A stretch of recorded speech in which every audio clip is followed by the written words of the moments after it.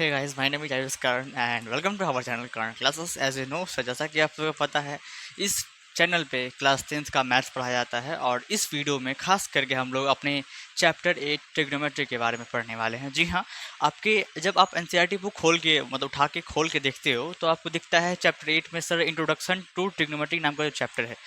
तो मैंने इस चैप्टर का जो हेडिंग डाला है वही डाला है। ये आपको चैप्टर 8 है आपके एनसीईआरटी बुक का, लेकिन ये मत समझना कि मैं बारी बारी एनसीईआरटी बोल रहा हूँ। इसका मतलब ये नहीं कि जो मैं कंटेंट पढ़ाने वाला हूँ वो बस एनसीईआरटी से ही लिया गया है।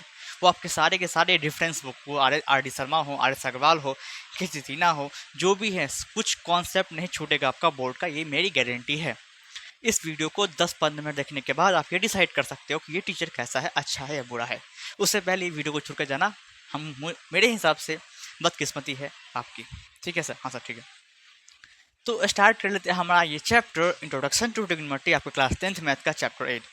पहले ये पढ़ेंगे, उसके बाद हम लोग पढ़ेंगे हाइट एंड डिस्टेंस, जो कि आपके एनसीईआरटी बुक में इसका नाम हाइट एंड डिस्टेंस ना देके सम एप्लीकेशंस ऑफ ट्रिग्नोमेट्री दे दिया गया है। उससे आप ना घबराएं। कितने बच्चों को ये भी डाउट है कि सर एनसीईआरटी में तो सम एप्लीकेशंस ऑफ ट्रिग्नोमेट्री है और आर एस अग्रवाल में तो सर आपको हाइट एंड डिस्टेंस है, तो क्या मतलब क्या क्या कैसे? अरे भाई, दोनों सेम है।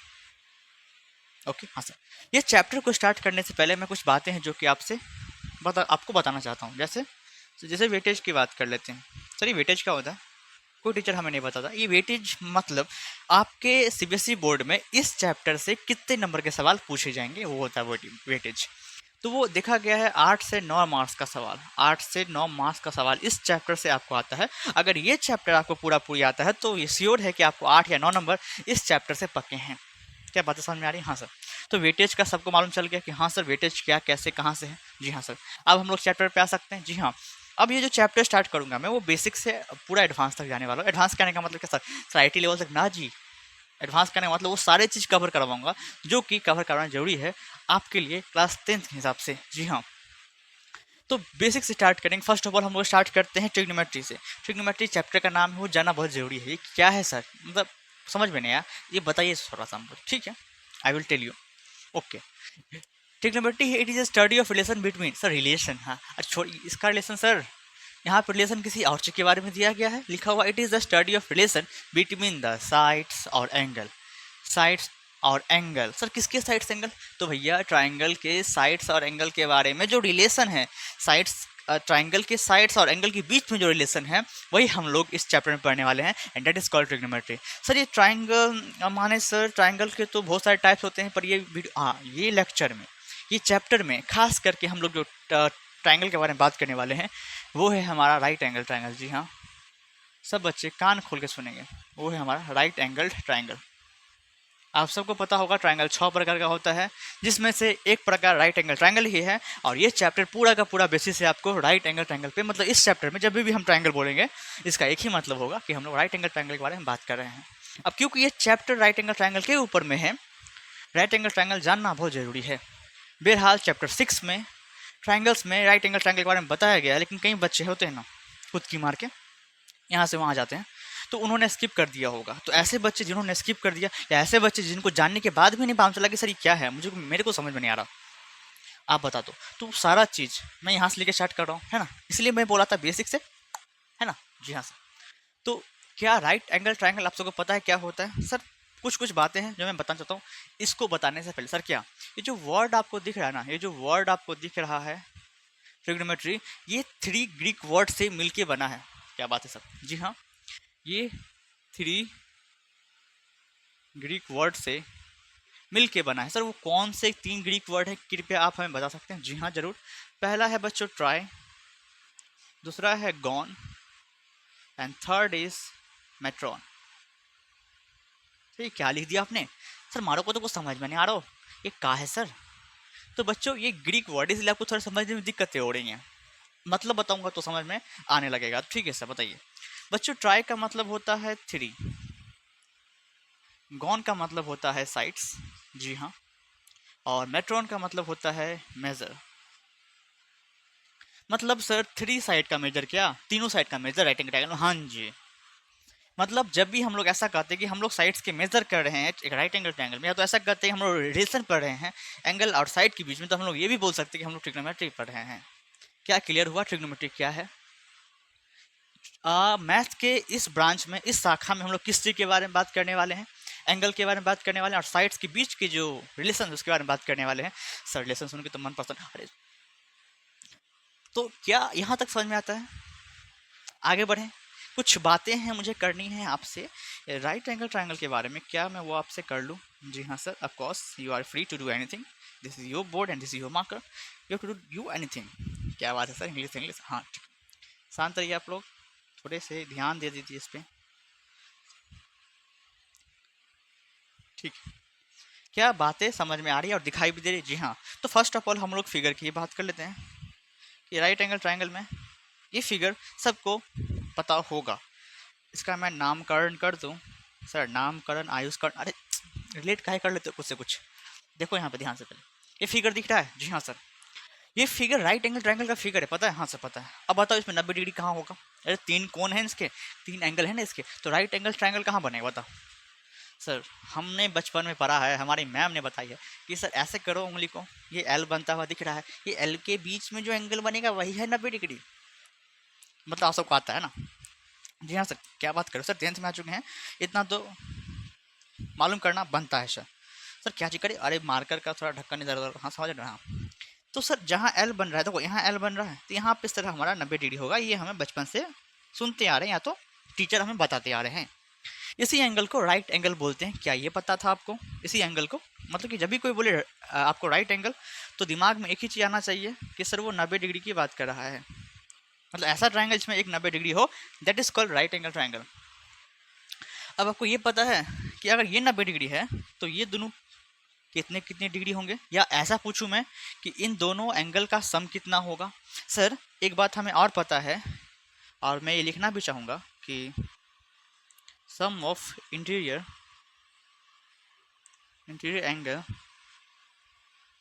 एंगल ऑफ ट्राइंगल इज, बोल भाई बोल, कितना होगा? This is a filling the blanks कि sum of interior angle of a triangle, triangle के त्रिभुज के आंतरिक कोण का सम कितना होता है? Can you please tell me? Yes sir, I will tell you, 180 degree होता है सर। जी हाँ, मतलब कि ट्राइंगल के अगर आंतरिक कोण, मतलब अंदर वाला तीनों कोण का अगर सम करते हैं, मतलब कि एंगल ए करते हैं, प्लस में एंगल बी करते हैं, और प्लस में एंगल सी करते हैं, तो हमें 180 डिग्री मिलेगा सर। आप यही बताना चाह रहे हो क्या? जी हाँ, मैं यही बताना चाह रहा हूँ। और ये 180 डिग्री कैसे होता है? By the theorem A S P. Sir ये एस पी क्या? एस पी सर डी नहीं, वो नहीं रे पूरक, एस मतलब एंगल सम प्रॉपर्टी, आपने शायद ही पढ़ा होगा सर। बेइज्जती नहीं, जो नहीं पढ़ा उसके लिए। अब ये पता है, तो आपको मान लो एक एंगल बी दिया हुआ 90 डिग्री, तो बाकी का दो एंगल का सम क्या होगा बताओ? सर ये तो कितना ए जी है, बी 90 डिग्री दिया है, इधर ले जाएंगे तो ए प्लस सी का मान आ जाएगा 90 डिग्री। मतलब ये दोनों का सम भी सर 90 डिग्री होगा। मतलब ऐसा बोल सकता हूँ क्या मैं कि ये दोनों एंगल 90 से छोटे होंगे? अगर इनका सम ही 90 डिग्री है, तो ऐसा बोल सकता हूँ क्या मैं कि इनका इनका जो मेजर होगा वो 90 डिग्री से छोटा होगा? क्या आपको वीडियो साफ साफ दिख रहा है? क्या आप लोग साफ साफ देख पा रहे हैं? क्या आप सबको दिख रहा था? वो थोड़ा सा होता है आजकल, प्रॉब्लम हो गया है, क्या पता ये, क्योंकि ये वीडियोस फ़ोन से शूट होते हैं, और एक ऐप है ओपन कैमरा ऐप, है ना, उसी से काफ़ी क्रिएटर्स मतलब कि शूट करते हैं। तो आजकल उसमें कुछ प्रॉब्लम शायद चल रहा है, क्या डिफ़ॉल्ट है, बार बार मैं वीडियो बनाता हूँ, वो वीडियो काला हो जाता है मतलब स्क्रीन पे। तो वो काला मैं ज़्यादा तो नहीं हुआ, पर होगा तो मैं ठीक कर दूंगा, इसकी टेंशन आप ना ले। तो वीडियो को क्या है ना कि थोड़ा थोड़ा देर पे जो कट मार के आगे बढ़ाना पड़ेगा मेरे को। तो मैं कभी उधर जाऊँ तो समझना सर वीडियो को रीस्टार्ट करने के लिए गए हैं। क्या बातें समझ में आने लगी? हाँ सर ठीक है, बातें तो समझ में आ रही है, ठीक है। यहाँ तक हम कहाँ थे सर? सर आप ये बोल रहे थे कि इन दोनों का मेजर, सर अरे लिंक टूट जाता है ऐसे में, ऐसे क्या नहीं, इन दोनों का मेजर कितना होगा? सर इन दोनों का मेजर 90 से छोटा होगा, ये हमें समझ में आया, क्योंकि इनका सम 90 है, तो फिक्स है इन दोनों को जोड़ने पर अगर 90 आ रहा है, मतलब इन दोनों का मेजर 90 से छोटा होगा। अब ऐसे एंगल जिसका मेजर 90 से छोटा हो वो क्या कहलाता है मेरे भाई? सर जहाँ तक हमें पता है वो एंगल एक्यूट एंगल कहलाता है। जी हाँ, तो सर ये दोनों angle A comma angle C, ये दोनों को दोनों बच्चों एक्यूट एंगल है। क्या है? Acute angle. आपको पता है एक्यूट एंगल जो होता है उसका जो मेजर होता है, मान लीजिए एक्स डिग्री है, तो उसका जो मेजर होगा 0 डिग्री से बड़ा होगा और 90 से छोटा होगा। That is our acute angle का मेजर। इन दोनों के बीच में होगा ये एक्स का मान लेते हैं एक्स ये दोनों डिग्री है, मान लेते हैं ऐसा, तो इनका मान 90 0 से बड़ा और 90 से छोटा होता है, इसी को बोलते हैं एक्यूट एंगल। इतना क्लियर है कि राइट एंगल ट्राइंगल में एक 90 डिग्री होता है और बाकी के दो एक्यूट एंगल होते हैं। क्या यहाँ तक क्लियर है? तो सब कोई बोलेंगे हाँ भाई हाँ, ठीक है। नेक्स्ट स्लाइड पे चले कि यहीं पे मैं आपको बतला दूँ। सर यहीं बता दीजिए, कोई चीज़ का टेंशन तो है नहीं, वीडियो भी शायद अभी तक क्लीन है। माफ़ करना, मेरे को बारी बारी उधर जाके देखना पड़ रहा है, क्या कर सकते हैं, अकेला बंदा क्या क्या करेगा, है ना। चलो यहाँ देखो, एक दूसरा फिगर में ड्रॉ करता हूँ, आप चाहो तो एक में ही कर सकते हो। पता है आपको कि यहाँ पे सर 90 डिग्री बनने वाला है, जहाँ पे एल है वहाँ पे 90 डिग्री है। अब क्या आपको ये पता है कि कोई भी ट्राइंगल हो, ये तो खास करके राइट एंगल ट्राइंगल के बारे में हम लोग डिस्कस कर रहे हैं, पर दुनिया का कोई भी ट्राइंगल हो, मैथ्स का कोई भी ट्राइंगल हो, तो उसका सर जो एक थ्योरम हमने पढ़ा था कि जो सबसे बड़ा एंगल होता है उसके सामने वाला साइड भी सबसे बड़ा होता है।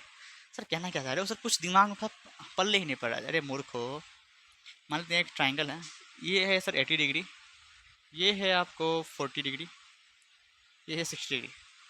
अब आपको बोल रहा है कि ये जो साइड आपको गिवन है, ये जो साइड गिवन है आपको बोला है कि सबसे लॉन्गेस्ट साइड क्या होगा वो इंडिकेट करना है। इस ट्राइंगल में सबसे लॉन्गेस्ट साइड आपको इंडिकेट करना है, कैसे करोगे सर? एक थ्योरम हमने पढ़ा था जिसमें ये कहा था टीचर्स ने कि जो सबसे बड़ा कोण होता है ट्राइंगल का, उसके सामने वाला साइड, मतलब कि सर ये क्या, ये, हाँ जी ये, उसकी सबसे बड़े कोण के जो सामने वाला साइड वो सबसे बड़ा होगा, मतलब लेंथ, मेरे मूर्ख लेंथ में तो 2 5 100 है, मतलब ये 6 सेंटीमीटर होगा। क्या बातें क्लियर हैं कि बड़े एंगल मतलब बड़े कोण के जो सामने वाला साइड होता है, जो भुजा होता है, वो सबसे बड़ा होता है। हाँ सर, बातें तो समझ में आने लगी है आप।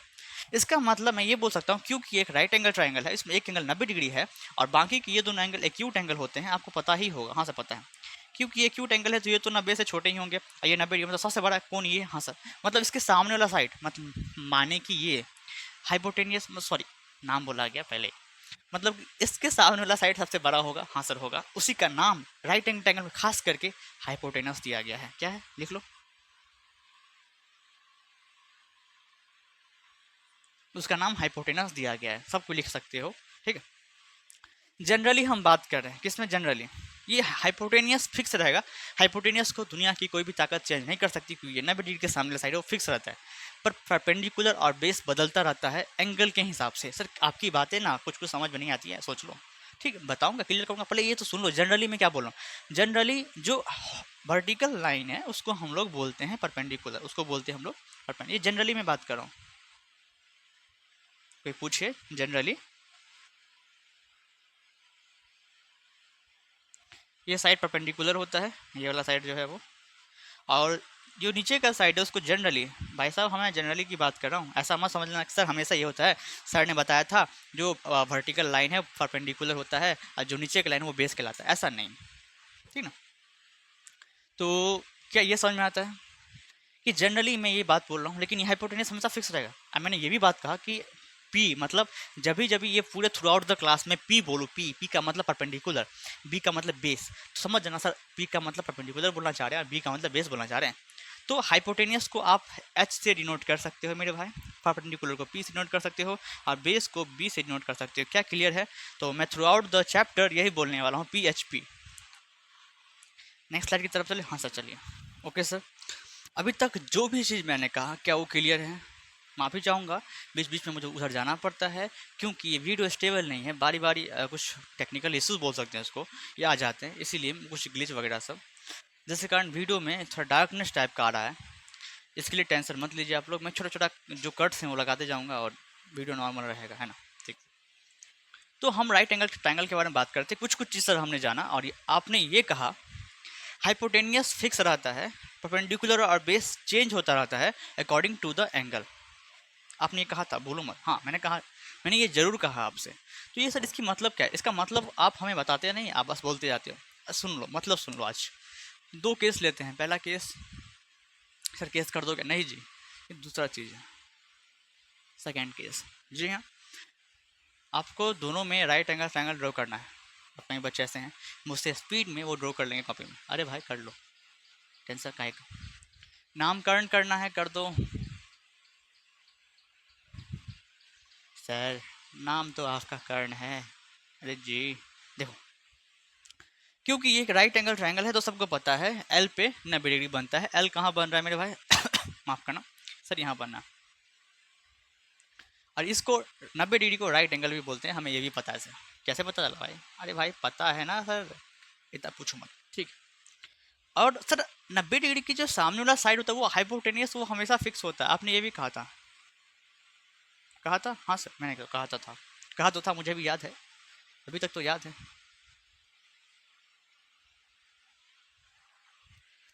पर सर आपने ये भी कहा था कि परपेंडिकुलर और बेस बारी बारी चेंज होते रहते हैं अकॉर्डिंग टू एंगल।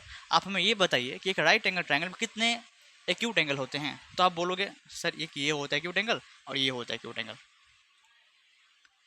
इस केस में भी ये होता है एक्यूट एंगल और ये होता है एक्यूट एंगल। क्या इतना पता है? हाँ सर पता। क्या इतना मालूम चला कि राइट एंगल ट्रायंगल में दो एक्यूट एंगल्स होते हैं? दो केस पढ़ रहे हैं हम लोग साथ साथ में। जी हाँ सर। सर साथ साथ में कैसे पढ़ा रहे हो, इसको अलग तो करो। ठीक है चलो, अब वो अलग हो। हाँ सर, अब मान लेते हैं इस राइट एंगल ट्रायंगल में ये एक्यूट एंगल को हमने थीटा लेट किया। सर ये साइन क्या है? सर ऐसे कैसे आपने कुछ भी लिख दिया? अरे ये जो साइन आपको दिख रहा है ना, इसको बोलते हैं बच्चों थीटा। इसको बोलते हैं थीटा। सब लोग अपने कॉपी में नोट कर सकते हैं, इसको थीटा बोला जाता है। तो ये थीटा क्या है सर यहाँ पे? सर थीटा जो है बच्चों, थीटा यहाँ पे एक एक्यूट एंगल है। एक्यूट एंगल, अगर पता है राइट एंगल ट्रायंगल में दो एक्यूट एंगल होते हैं, लेकिन हम अभी एक ही को लेकर चल रहे हैं, इसको लेकर चल रहे हैं, इसी के हिसाब से हम लोग बात करने वाले हैं। ये थीटा है। अब इस थीटा एंगल के लिए आपको बताना है कि पी क्या है और बी क्या है। सर पी बी मॉर्निंग एक्शन, पी मतलब परपेंडिकुलर, बी मतलब बेस। सर अब याद आ गया, चमेटा का नाम सुनते सर याद आता है। ठीक है, आपको बताना है इस एंगल थीटा के लिए पी क्या और बी क्या है। सर हमें कैसे पता होगा? आपने तो एक बताया नहीं, अब पूछना स्टार्ट कर दिया। ठीक है सुन लो, एक में सुन लो, एक में जवाब देना। ठीक है, एक बात हमेशा याद रखोगे इस चैप्टर में कि जिस एंगल के बारे में बात होगी, जो एक्यूट एंगल होगा, उसकी जो सामने वाला साइड होगा, उसका जो सर सामने वाला साइड होगा, मतलब कि सर सामने मतलब एकदम सामने साइड देखो ये, वो सर परपेंडिकुलर कहलाएगा। और इस एंगल के साथ वाला जो साइड होगा, ये सर साथ वाला साइड तो ये भी है सर। अरे ये तो फिक्स ना है हाइपोटेनियस, उसको क्यों देख रहे हो? उसको छोड़ के ये ना है। अरे साथ वाला साइड का मतलब आप सही बोले कि दो साथ वाला साइड है, लेकिन एक तो फिक्स है हाइपोटेनस, तो बाकी ये रहा, तो ये बेस कहलाएगा। क्या बात है, क्लियर है? लिख दूँ क्या? हाँ सर आप लिख दीजिए, अच्छा लगता है सर। अरे अच्छा क्या लगेगा, क्या बात है, क्लियर है क्या आप? मैंने क्या कहा समझ में आया? 90 डिग्री फिक्स रहता है, हाइपोटेनियस फिक्स रहता है, चेंज होता है पी और बी। पी माने परपेंडिकुलर, बी मतलब बेस, ये दोनों बस चेंज होता है according to the acute angle. अगर हम एक्यूट एंगल को ये माने हैं, इसको थीटा माने हैं, तो उसके हिसाब से जो इसके सामने वाला साइड होगा वो परपेंडिकुलर होगा और इसके साथ वाला साइड होगा वो बेस कहलाएगा। अब आपको बताना है परपेंडिकुलर का नाम और बेस का नाम। क्या है परपेंडिकुलर नाम बताओ ट्राइंगल में, और बेस क्या है आपको ये बताना। सर परपेंडिकुलर सर ये है मतलब ए बी, इसका नाम ए बी है। ठीक है अच्छी बात है। अब बेस सर ये है बी सी। ठीक अच्छी बात है। सेकेंड केस में सर आप क्या करवाने वाले हो? अगर इसको इस बार एक्यूट एंगल लिए तो फिक्स है, दो ही एक्यूट एंगल होते ही हैं ट्रायंगल में, राइट एंगल ट्रायंगल में, तो ये दूसरा वाला इस बार लेंगे। क्या बात है, इसलिए सर दो केस। हाँ जी इसलिए दो केस, तो इस बार इसको थीटा माने हैं। अब इसके हिसाब से आपको बताने का है कि परपेंडिकुलर क्या है और बेस क्या है मेरे भाई। बेस क्या है इसके हिसाब से बता सकते हो? जल्दी जल्दी आंसर बताओ। दे दी होगी आंसर, मैं बताऊँ? हाँ सर, आपने कहा था सर कि एंगल, जो एंगल एक्यूट एंगल है उसको जो कि आप ले रहे हो, उसके सामने वाला साइड होता है पी। मतलब सामने में तो सर यही साइड है ये वाला, तो हाँ जी क्यू आर हो गया परपेंडिकुलर, इस एंगल के लिए पी ये हो गया। और सर इस एंगल के साथ वाला जो साइड है, मतलब ये भी और ये भी है, लेकिन ये तो हाइपोटेन्यूस फिक्स है, लेकिन बाकी ये रहा, तो मतलब ये बेस कहलाएगा सर। जी हाँ बच्चों ये बेस कहलाएगा। इस एंगल के हिसाब से देखोगे, इस एंगल के नज़रिए से देखोगे, जैसे कि मेरे नज़रिए से आप दिख, इस एंगल के नज़रिए से अगर देखोगे तो सामने वाला साइड पी कहलाएगा और से साथ वाला साइड बी कहलाएगा। क्या क्लियर हो गया? क्या नाम लिख सकते हो बेस का? हाँ सर ज़रूर सर, इसका फिर बेस ये पी क्यू हो गया। क्या यहाँ तक क्लियर सबको? तो हम आप ट्रायंगल के अंदर घुसते, ट्रायंगल के अंदर क्या, चैप्टर के अंदर घुसना चाह रहे हैं। ठीक है घुसते हैं, ठीक है इसको आप लिखिए। ठीक है बच्चों, अब हम लोग थोड़ा सा चैप्टर के अंदर आ जाते हैं और ये मालूम करने की कोशिश करते हैं कि इस चैप्टर में आखिरकार पढ़ना क्या है आगे। मैंने अभी तक बेसिक क्लियर किया है, जिससे आपको ये सहायता मिल जाए कि जी हाँ, कि इस चैप्टर में सर कुछ कुछ ऐसे बेसिक टर्म जो कि जानने बहुत जरूरी है। पता है आपको, अगर नहीं जानते ना, आगे जाके बहुत सारी दिक्कतें आती हैं आपको पहचानने में कि पी क्या है, बी क्या है और एच क्या है। डेफिनेटली दिक्कतें आती हैं बच्चों को, आई नो अबाउट इट, है ना। तो अब हम लोग कुछ बातें करने वाले हैं, अच्छी अच्छी बातें करने से। क्या सर, खाना पीना खाए कि नहीं, सो, अरे वो सब नहीं रे मूर्खों, चैप्टर के बारे में बात करेंगे। ठीक है, तो there are 6 types of trigonometry ratio. Trigonometry ratio, जी हाँ, छह प्रकार के छह प्रकार के ट्रिग्नोमेट्रिक रेशियोज होते हैं, मैं आपको बताने वाला हूँ। क्या आप रेडी हो? जी हाँ सर। तो ओके, चलते हैं, स्टार्ट करते हैं। पहला बच्चों साथ साथ लिखोगे साइन, दूसरा है कोसाइन, थर्ड है टेंजेंट, फिर है कोटेंजेंट, फिर है सीकेंट। लगता है मास्टर का दिमाग हिल चुका है, ये ऐसा चीज़ तो कहीं लिखा भी नहीं है और ये हमें लिखा रहे हैं। गलत बात बच्चों, गलत बात। ले पूरा सुन तो लो। ठीक है सर, क्या ये चैप्टर में लिखा हुआ, क्या ये आपकी बुक में दिख रहा है? नहीं सर, ये नहीं दिख रहा। क्या पढ़ा रहे हो आप? चैप्टर से हट के पढ़ा हो क्या? क्या 11th क्या? नहीं जी, है तो 10th का। ये पहले के समय में, आज से बहुत साल पहले, कुछ इस तरह से 6 ट्रिग्नोमेट्रिक रेशियोज दिखते थे। पर जैसे जैसे मॉडर्नाइज होता गया मैथमेटिक्स, आधुनिक मैथ जैसे जैसे आता गया, वैसे वैसे इनका नाम भी छोटा कर दिया गया, क्योंकि आप सबके दिमाग में बड़ी बातें घुसती नहीं, इसलिए छोटा कर दिया गया। सर यही कारण था क्या? हाँ जी, सोच सकते हो आप ही। तो सर इसका नाम छोटा करके क्या क्या आगा, जो कि आप अपने बुक में आजकल देख रहे हो। एस आई एन ई को एस आई एन कहा गया, कोसाइन को कॉस कहा गया, जो टेंजेंट है उसको टेन कहा गया है, जो कोट टेंजेंट है उसको कॉट कहा गया है, जो सिकेंट है उसको सेक कहा गया है, जो कोस सिकेंट है उसको कोसेक कहा गया है। मतलब कि इसी में से नाम चुरा चुरा के लिख दिया गया है, इसी में से नाम चुरा चुरा के लिख दिया गया है। क्या बातें क्लियर हैं? जी हाँ सर। सर इसमें तो आपने थीटा लगाया ही नहीं, लगता है गलत पढ़ा रहे हो। नहीं जी पूर्वक, वो थीटा एंगल है, पता है आपको थीटा क्या? एक्यूट एंगल है ट्रायंगल का। अभी वो नहीं लगाना है, अभी बस आपको ये समझना है कि 6 ट्रिग्नोमेट्रिक रेशियोज होते हैं। किसी को बेसिक देखने में बहुत बोरिंग लग रहा होगा, आई नो अबाउट इट, तो वो क्या करें, उसके फ़ोन में जो कर्सर होते हैं, समझे सर? नहीं समझते कर्सर होता, अरे वो जो मोटा सा गोल का बिंदु है जिसको आगे पीछे करके वीडियो आगे पीछे करते हैं, हाँ सर आप समझ में आए, उसको आगे कर लो फिर वीडियो देख लो। अगर ये बेसिक इंट्रोडक्शन आपको पता है तो। क्या वीडियो ठीक से चल रहा है? जी हाँ सर, एकदम बढ़िया सर, एकदम बढ़िया। अब वो जो डार्कनेस है वो सर नहीं दिख दिख रही है, वो अच्छा लग रहा था। ठीक, अब मैं दूसरा टॉपिक इसी बोर्ड पे स्टार्ट कर सकता हूँ, क्योंकि मेरे को ये स्लाइड चेंज करने की आवश्यकता नहीं पड़ी है, फिलहाल तो नहीं पड़ेगी। ठीक, सेकंड टॉपिक क्या होने सर हमारा? अब हम लोग पढ़ने वाले अपना मेन टॉपिक सर, क्या? ट्रिग्नोमेट्रिक रेशियोज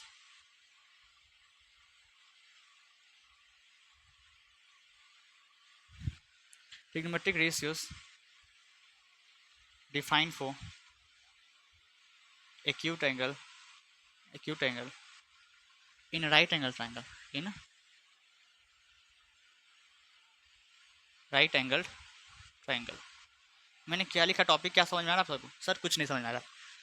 ये ट्रिग्नोमेट्रिक रेशियोज बताने वाला हूँ, जो कि एक एक्यूट एंगल के लिए डिफाइन किया गया है राइट एंगल ट्रायंगल में। अभी भी समझ में नहीं आया? लगता है मेरे को ही नहीं समझ में आ रहा है, क्या कैसे समझा? अरे ऐसा कुछ नहीं है, मजाक। अब हम लोग पढ़ने वाले हैं कि एक राइट एंगल ट्रायंगल में जो दो एक्यूट एंगल होते थे ना, किसी एक के लिए हम लोग ट्रिग्नोमेट्रिक रेशियोज को डिफाइन करने वाले हैं, 6 ट्रिग्नोमेट्रिक रेशियोज को। आप समझ में? हाँ सर। तो सर क्या आप ये बोलना चाह रहे हो कि आप हमको बताओगे कि साइन थीटा का रेशियो क्या होता है? आप हमें ये बताओगे कि कॉस थीटा का रेशियो क्या होता है? आप हमें ये भी बताओगे कि टेन थीटा का रेशियो क्या होता है? जी हाँ, यही बताने वाला हूँ, टेंशन मत लीजिए आप। और ऐसे करके सर लाइन क्यों खींच रही है ये तो बता दो, और यहाँ पे अपोजिट क्यों लिखा जा रहा है ये भी बता दो। सब चीज़ बताएंगे, टेंशन काहे ले रहे हो भाई। अभी मैं आपको डायरेक्टली बोलूँ कि साइन थीटा का अपोजिट होता है बच्चों कॉसेक थीटा, कॉस थीटा का अपोजिट होता है सेक थीटा, और जो टेन है उसका अपोजिट होता है कॉट थीटा। तो आप लोग शायद नहीं मानो मेरी बातें, क्योंकि रीजन नहीं मिला आपको अब तक, रीजन अब मिल जाएगा मेरे भाई। जो साइन थीटा का जो वैल्यू होता है, जो रेशियो होता है, जिसमें ये अकॉर्डिंग टू एक एक्यूट एंगल ट्रायंगल, जो साइन थीटा का जो वैल्यू है वो होता है सर पी अपॉन एच। क्या होता है बच्चों? P upon H. सर ये पी का है और एच का है, हमको तो सर कुछ नहीं समझ में आ रहा है। अरे मूर्ख, पी थोड़ा देर पहले बताएंगे थ्रू आउट द चैप्टर हम पी का मतलब होगा परपेंडिकुलर और एच का मतलब हाइपोटेनस और बी का मतलब बेस। अब क्लियर है? हाँ सर क्लियर है। एक बार वीडियो देख लेता हूँ, डार्कनेस तो नहीं आ रही? नहीं सर बढ़िया सर, बहुत बढ़िया बढ़िया। हाँ लग रहा था मेरे को सेटिंग करने नहीं आ रहा था। ठीक सर, कॉस थीटा का वैल्यू होता है बी अपॉन एच, कोई दिक्कत ना जी सर। और टेन थीटा का वैल्यू होता है बच्चों पी अपॉन में बी। क्या यहाँ तक क्लियर है सबको? जी हाँ सर क्लियर। सर इसको याद करना क्या? अरे क्या बात करे मूर्ख, इसको बस देख के छोड़ दो क्या? सवाल के सॉल्व करेगा एग्जाम में सर? हम तो याद तो करना पड़ेगा ना भाई। तो सर इसका कोई ट्रिक वगैरह है? हाँ आगे बताएंगे, अभी इतना काहे उत्तेजित होने लगते हो? आपने कहा सर कि साइन थीटा का अपोजिट कॉस थीटा होता है, इसका मतलब समझाओ हमको। मेरे अपोजिट कहने का ये मतलब है भाई कि देख, अगर साइन थीटा का वैल्यू पी अपॉन एच है तो इसका उल्टा कर दे। अरे फ्रैक्शन उल्टा ना भाई, एच अपॉन पी, हाँ वो वैल्यू होगा कॉस्टेक थीटा का। अरे सर ये तो बढ़िया हो गया, ये तो बढ़िया हो गया। बी अपॉन एच अपोजिट, इसको उल्टा कर दो, फ्रैक्शन उल्टा कर दो तो सर एच अपॉन बी। जी हाँ सर। सर ये पी अपॉन बी है तो क्या बी अपॉन पी हो जाएगा? जी हाँ। तो यही वैल्यूज, अगर आप ये तीनों वैल्यूज भी याद करते हो तो इसका उल्टा फुल्टा करके ये वैल्यू याद कर सकते हो। एक तो ये तरीका हो गया।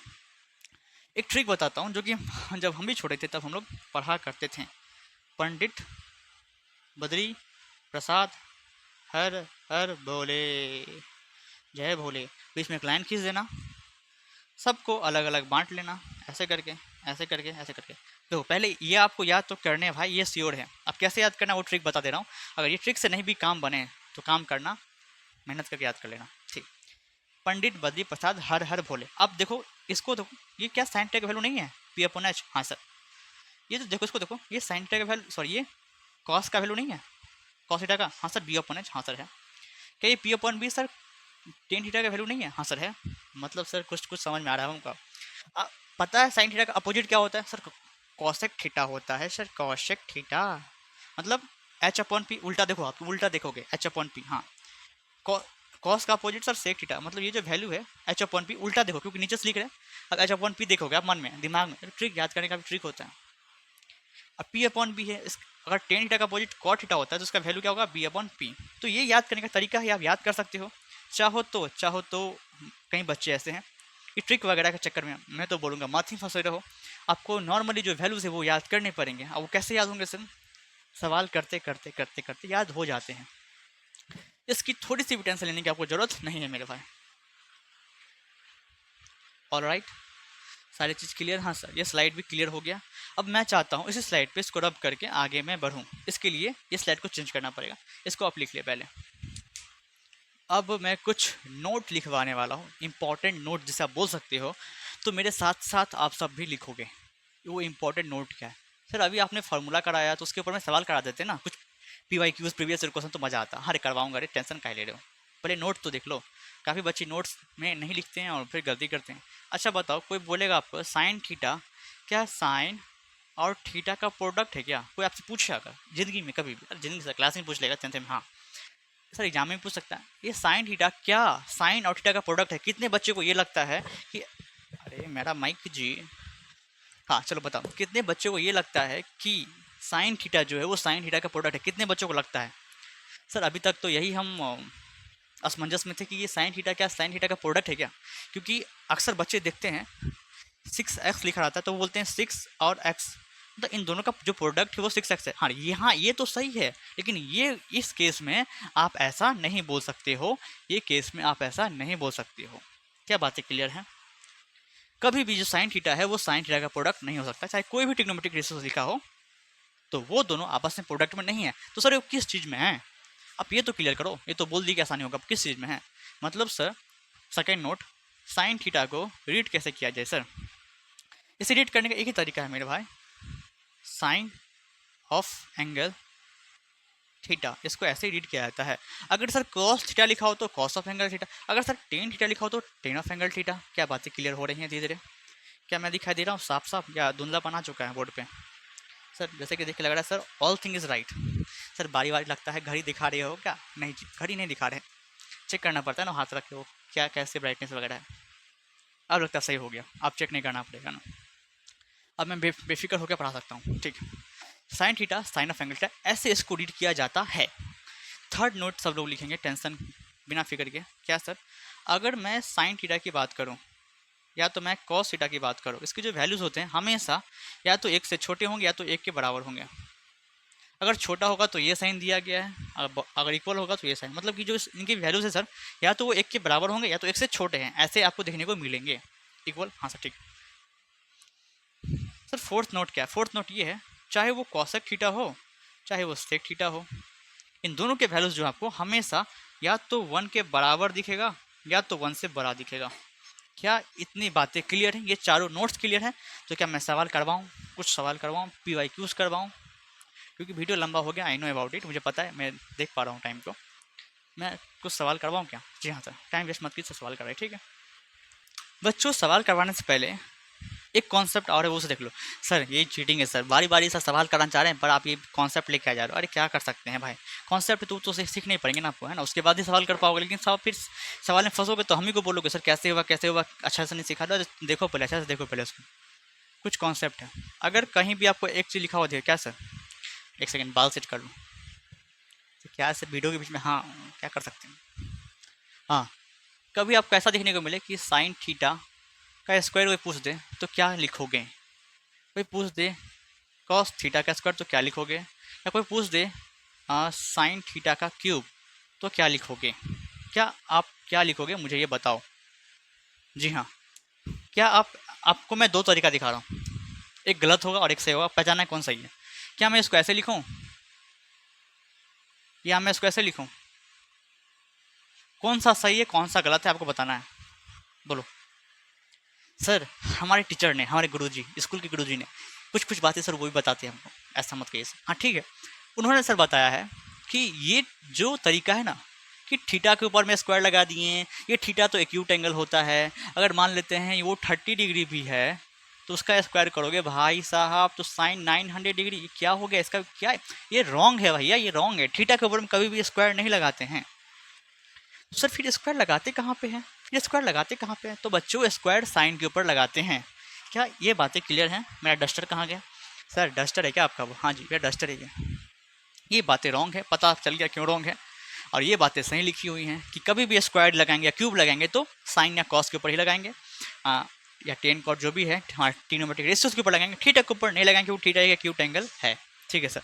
मतलब सर कॉस स्क्वायर का थीटा अगर कोई पूछे इसका मतलब ऐसा लिखेंगे क्या कि कॉस स्क्वायर थीटा, जी हाँ, साइन थीटा का होल क्यूब मतलब कि सर साइन क्यूब फिर थीटा, हाँ ऐसे लिख सकते हो आप, कोई दिक्कत नहीं है, ये नोट की तरह आप इसे नोट कर सकते हो। क्या बातें पलने पड़ने लगी है, क्या बातें पल्ले पड़ने लगी, हाँ सर ठीक, एवरीथिंग इज गुड सर, ठीक। अब मैं जो बताने वाला हूँ वो दिल थाम के बैठो क्योंकि ये है आ गया पाइथागोरस थ्योरम। पाइथागोरस थ्योरम बहरहाल मुझे पता है ये बच्चों को पहले से पता होना चाहिए, पर क्या करें बदकिस्मती आज के समय का, जो बच्चे खेलने में ज़्यादा ध्यान देते हैं पढ़ाई में कम। पर क्या कर सकते हैं, टीचर्स का पूरा काम होता है बताना, तो मेरा पूरा काम है एक भी चीज़ नहीं छोड़ूंगा जिससे सवाल सॉल्व करने में दिक्कतें आती हो आप लोगों को, तो बनाती हैं आप लोग। क्या बोले सर, सवाल देखते हैं, सवाल नहीं सर ये कॉन्सेप्ट है, भूल जाते हो आप। पाइथागोरस थ्योरम क्या है ये और ये किस ट्रायंगल के लिए हम पढ़ते हैं?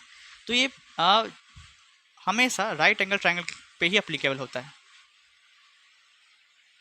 सर आपका राइटिंग बहुत सुंदर है सर, क्या कर सकते हैं, आदत हो गया लिखने का। राइट एंगल ट्रायंगल, ये पाइथागोरस थ्योरम जो है ये राइट एंगल ट्रायंगल के लिए ही अप्लीकेबल होता है।